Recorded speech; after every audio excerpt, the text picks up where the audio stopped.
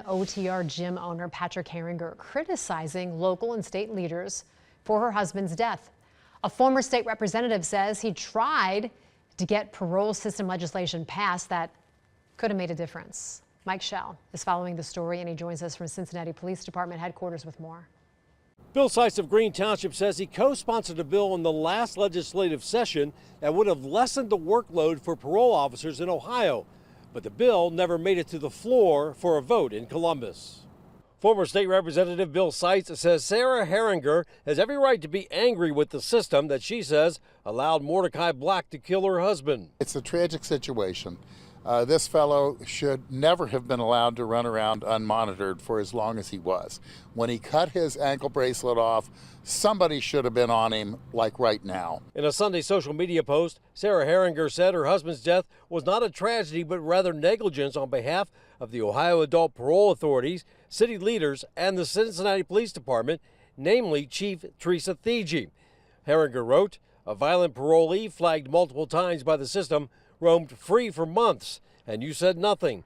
There was no manhunt, no public alert, no internal transparency, and now no accountability." Lashing out, I believe, at the Cincinnati police for not knowing where somebody that was on parole was, it's just not the case. Bill Seitz says the blame falls on the state parole authority.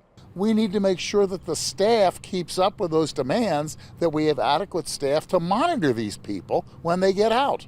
And that seems to have been a failure here. Before Mordecai Black was arrested and charged with last Wednesday's murder of Patrick Herringer, he was released on parole in January for beating a man unconscious during a 2015 street robbery downtown. 1 month after his release, in February, he cut off his ankle monitor as part of his parole. On March 11th, the parole authority released this alert about Black, but it is unclear if it was sent to local law enforcement agencies. Last month, Cincinnati police had an aggravated burglary arrest warrant for Black after he allegedly entered a residence on Straight Street in University Heights, found 2 women there, and then left with no one being hurt. Nobody wants to see a repetition of what we saw with this horrible tragedy in Over the Rhine. But in order to do that, you got to come up with the money and you got to have the people to do it.